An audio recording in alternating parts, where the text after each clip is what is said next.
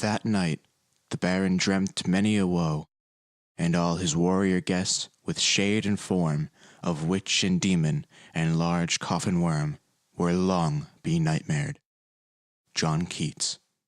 You're listening to Sonic Dawn.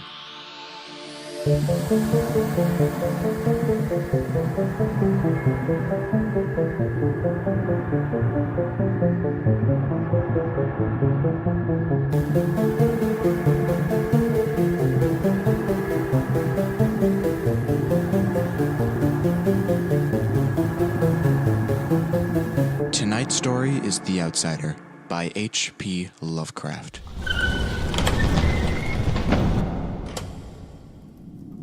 Unhappy is he to whom the memories of childhood bring only fear and sadness. Wretched is he who looks back upon lone hours in vast and dismal chambers with brown hangings and maddening rows of antique books, or upon awed watches in twilight groves of grotesque, gigantic, and vine-encumbered trees that silently wave twisted branches far aloft.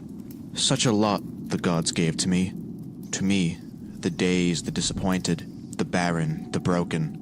And yet I am strangely content, and cling desperately to those sere memories, where my mind momentarily threatens to reach beyond the other.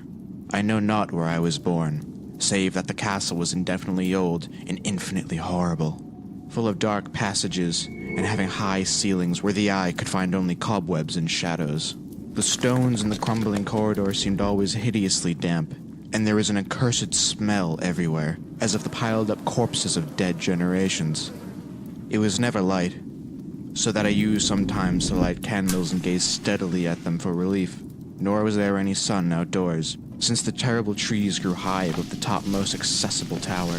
There was one black tower which reached above the trees into the unknown outer sky, but that was partly ruined and could not be ascended, save by a well-nigh impossible climb up the sheer wall, stone by stone. I must have lived years in this place, but I cannot measure the time. Beings must have cared for my needs, yet I cannot recall any person except myself, or anything alive but the noiseless rats and bats and spiders. I think that whoever nursed me must have been shockingly aged, since my first conception of a living person was that of something mockingly like myself, yet distorted, shriveled, and decaying, like the castle. To me there was nothing grotesque in the bones and skeletons that strode some of the stone crypts deep down among the foundations. I fantastically associated these things with everyday events, and thought them more natural than the colored pictures of living beings which I found in many of the moldy books. From such books I learned all that I know. No teacher urged or guided me, and I do not recall hearing any human voice in all those years, not even my own. For although I had read of speech, I had never thought to try to speak aloud. My aspect was a matter equally unthought of, for there were no mirrors in the castle, and I merely regarded myself by instinct akin to the youthful figures I saw drawn and painted in the books. I felt conscious of youth because I remember so little. Outside across the putrid moat and under the dark mute trees, I would often lie and dream for hours about what I read in the books, and I would longingly picture myself amidst gay crowds in the sunny world beyond the endless forest. I once tried to escape from the forest, but as I went farther from the castle, the shade grew denser, and the air more filled with brooding fear, so that I ran frantically back, lest I lose my way in a labyrinth of nighted silence. So through endless twilights I dreamed and waited, though I knew not what I waited for. Then, in the shadowy solitude, my longing for light grew so frantic that I could rest no more, and I lifted entreating hands to the single black ruined tower that reached above the forest into the unknown outer sky. And at last I resolved to scale that tower. Fall through I might, since it were better to glimpse the sky and perish than to live without ever beholding day. In the dank twilight I climbed the worn and aged stone stairs till I reached the level where they ceased, and thereafter clung perilously to small footholds leading upward. Ghastly and terrible was that dead, stairless cylinder of rock, black, ruined, and deserted, and sinister with startled bats whose wings made no noise. But more ghastly and terrible still was the slowness of my progress, for climb as I might, the darkness overhead grew no thinner, and a new chill as of haunted and vulnerable mold assailed me. I shivered and wondered why I did not reach the light, and would have looked down had I dared. I fancied that night had come suddenly upon me, and vainly groped with one free hand for a window embrasure, that I might peer out and above, and try not to judge the height I had attained. All at once, after an infinity of awesome sightless crawling up the concave and desperate precipice, I felt my head touch a solid thing, and I knew that I must have gained the roof, or at least some kind of floor. In the darkness, I raised my free hand and tested the barrier, finding it stone and immovable. Then came a deadly circuit of the tower, clinging to whatever holds the slimy wall could give, till finally my testing hand found the barrier yielding, and I turned upward again, pushing the slab or door with my head as I used both hands in my fearful ascent. There was no light revealed above, and as my hands went higher, I knew that my climb was for the nonce-ended. Since the slab was the trap door of an aperture leading to a level stone surface of greater circumference than the lower tower, no doubt the floor of some lofty and capacious observation chamber, I crawled through carefully and tried to prevent the heavy slab from falling back into place, but failed in the latter attempt. As I lay exhausted on the stone floor, I heard the eerie echoes of its fall, but hoped when necessary to pry it open again. Believing I was now at a prodigious height, far above the accursed branches of the wood, I dragged myself up from the floor and fumbled about the windows that I might look for the first time upon the sky, and the moon and stars of which I had read. But on every hand I was disappointed, since all that I found were the vast shelves of marble, bearing odious oblong boxes of disturbing size. More and more I reflected, and wondered what hoary secrets might abide in this high apartment so many aeons cut off from the castle below. Then, unexpectedly, my hands came upon a doorway, where a hung portal of stone, rough with strange chiseling. Trying it, I found it locked, but with a supreme burst of strength I overcame all obstacles and dragged it open inward.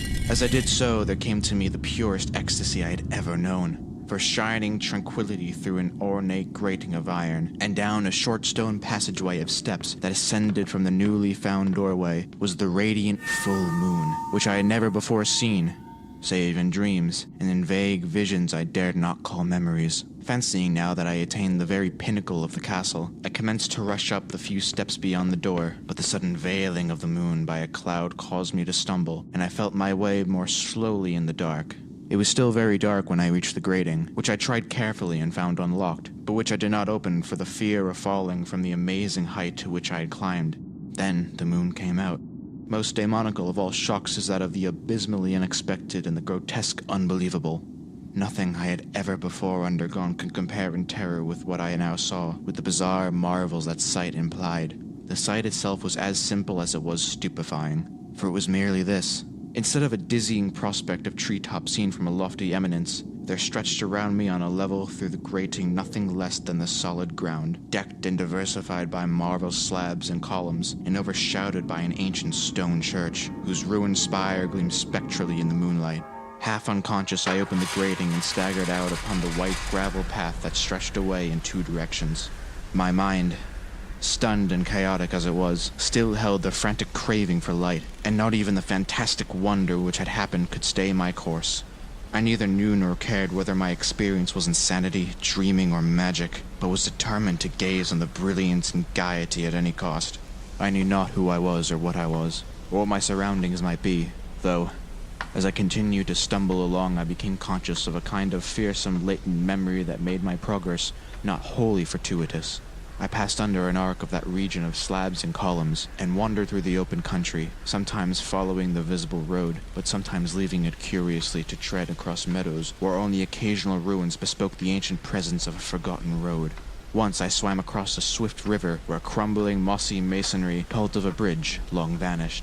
Over 2 hours must have passed before I reached what seemed to be my goal, a vulnerable ivied castle in a thickly wooded park, maddeningly familiar yet full of perplexing strangeness to me. I saw that the moat was filled in, and that some of the well-known towers were demolished, while its new wings existed to confuse the beholder.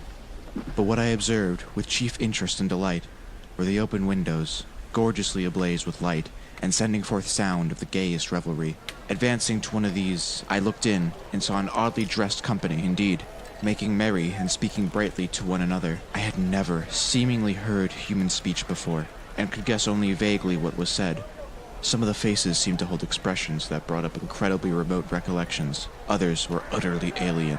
I now stepped through the low window into a brilliantly lighted room, stepping as I did so from my single bright moment of hope to my blackest convulsion of despair and realization. The nightmare was quick to come, for as I entered, there occurred immediately one of the most terrifying demonstrations I had ever conceived. Scarcely had I crossed the sill, when there descended upon the whole company a sudden and unheralded fear of hideous intensity, distorting every face and evoking the most horrible screams from nearly every throat. Flight was universal, and in the clamor and panic several fell in a swoon and were dragged away by their madly fleeing companions. Many covered their eyes with their hands and plunged blindly and awkwardly in their race to escape, overturning furniture and stumbling against the walls before they managed to reach one of the many doors. The cries were shocking, and as I stood in the brilliant apartment alone and dazed, listening to their vanishing echoes, I trembled and thought of what might be lurking near me unseen. At a casual inspection, the room seemed deserted, but when I moved toward one of the alcoves, I thought I detected a presence there. A hint of motion beyond the golden arched doorway, leading to another and somewhat similar room. As I approached the arch, I began to perceive the presence more clearly, and then, with the first and last sound I ever uttered, a ghastly ululation that revolted me almost as poignantly as its nauseous cause, I beheld in full, frightful vividness, the inconceivable, indescribable, and unmentionable monstrosity which had by its simple appearance changed a merry company to a herd of delirious figures. I cannot even hint what it was like, for it was a compound of all things unclean, uncanny, unwelcome, abnormal, and detestable. It was the ghoulish shade of decay, antiquity, and desolation, the putrid, dripping eidolon of unwholesome revelation, the awful bearing of that which the merciful earth should always hide. God knows it was not of this world, or no longer of this world. Yet to my horror, I saw in its eaten away and bone-revealing outlines and leering, abhorrent travesty on the human shape, and in its moldy, disintegrating apparel, an unspeakable quality that chilled me even more. I was almost paralyzed, but not too much to make me a feeble effort toward flight, a backward stumble which failed to break the spell in which the nameless, voiceless monster held me.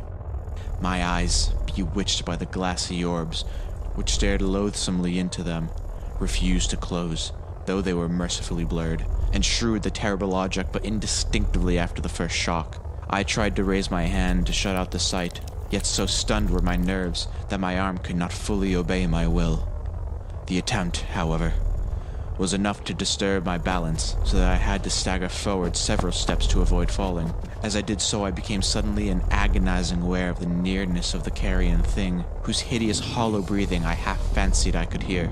Nearly mad, I found myself yet able to throw out a hand to ward off the foetid apparition, which pressed so close, when in one cataclysmic second of cosmic nightmarishness and hellish accident, my fingers touched the rotting outstretched paw of the monster beneath the golden arch. I did not shriek, but all the fiendish ghouls that ride the night wind shrieked for me, as in that same second there crashed down upon my mind a single and fleeting avalanche of soul-annihilating memory. I knew in that second all that had been. I remembered beyond the frightful castle and trees, and recognized the altered edifice in which I now stood. I recognized, most terrible of all, the unholy abomination that stood leering before me as I withdrew my sullied fingers from its own. But in the cosmos, there is balm as well as bitterness, and that balm is nepenthe. In the supreme horror of that second, I forgot what had horrified me, and the burst of black memory vanished in chaos of echoing images. In a dream, I fled from that haunted and accursed pile, and ran swiftly and silently in the moonlight. When I returned to the churchyard place of marble and went down the steps, I found the stone trap-door immovable. But I was not sorry, for I hated the antique castle and the trees. Now I ride with the mocking and friendly ghouls on the night wind, and play by day amongst the catacombs of Nefrenka, in the sealed and unknown valley of Hadoth by the Nile. I know that the light is not for me, save that the moon over the rock tombs of Neb, nor any gaiety save the unnamed feast of Nitocris, beneath the great pyramid.